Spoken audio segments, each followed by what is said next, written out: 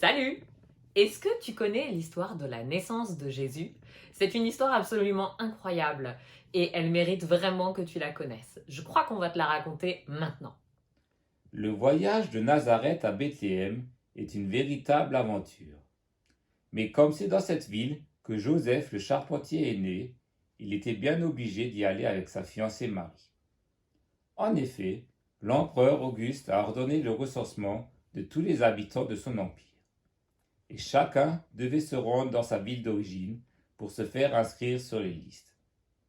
Voilà donc que Joseph a pris sa fiancée qui était enceinte, son âne qui porterait leur pactage et leur attestation dérogatoire de sortie pour justifier leur présence sur les routes.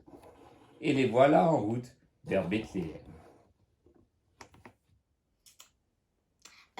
Leurs attestations dérogatoires, t'es sûr? Ben oui, faut bien ça. C'est à cause du coronavirus, c'est le gouvernement qui l'a dit. La route était longue et difficile. Ils traversèrent peu de villes. Et Marie, quand elle était fatiguée, ne pouvait que se reposer quelques minutes sur le dos de son âne.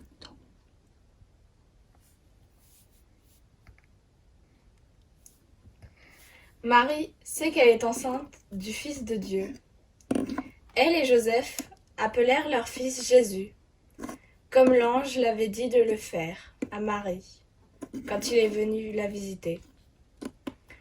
À mesure que Joseph et Marie s'approchent de Bethléem, ils croisent de plus en plus de monde, et donc veillent à respecter les gestes barrières et les distanciations sociales.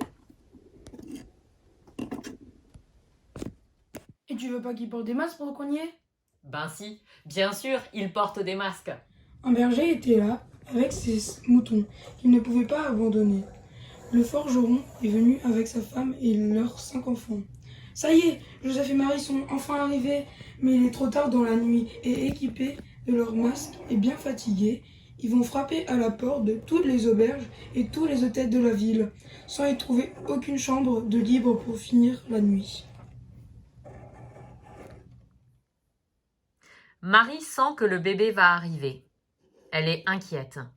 Joseph a beau chercher une chambre, aucune n'est prête à les accueillir.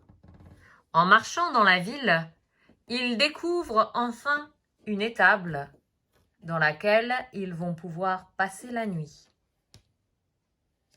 Ouf! Et bientôt, le travail commence et le bébé arrive. Marie emmaillote Jésus et le couche dans la mangeoire des animaux.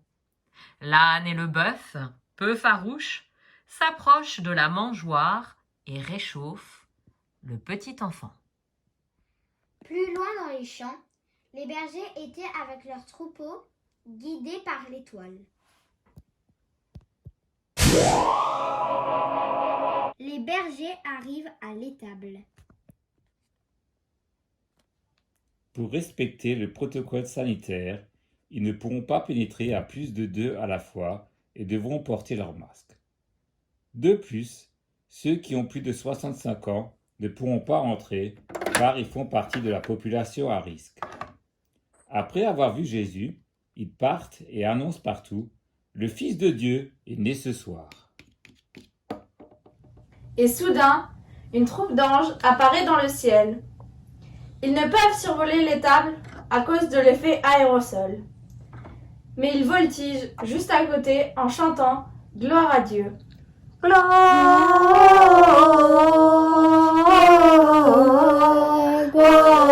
Gloria in excelsis Deo.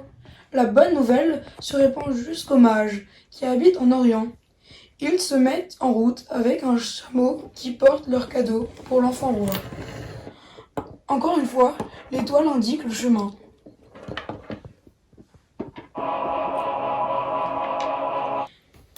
Mais malheur, la Covid les ralentit. Ils sont d'abord tenus à une quarantaine de 7 jours puisqu'ils n'ont pas pu produire un test PCR négatif.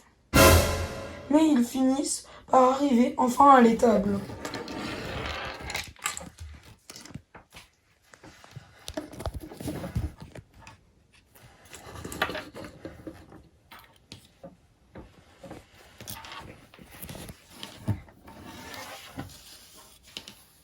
Bien sûr, Pilate leur explique à tous comment bien se laver les mains. Joseph, Marie et l'enfant Jésus peuvent rester ensemble et à proximité les uns des autres, puisqu'ils font partie de la même famille. La paille dans laquelle Jésus est couché est désinfectée une fois par jour à l'alcool. En respectant les distances sociales et un par un, les mages apportent leurs cadeaux à l'enfant roi. Leurs cadeaux ont été préalablement aspergés de solutions hydroalcooliques. Ils apportent de l'or, de l'encens et de la myrrhe.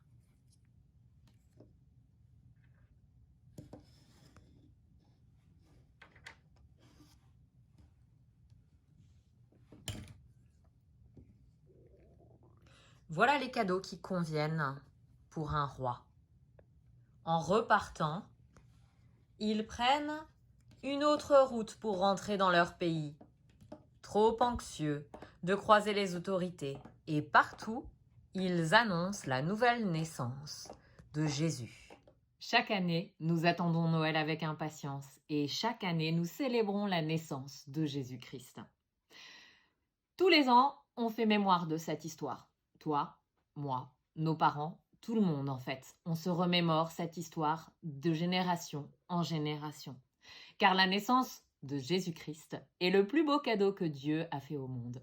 Maintenant que tu connais tous les détails de l'histoire, plus aucune excuse pour ne pas annoncer toi aussi la bonne nouvelle de la naissance du Seigneur. Salut!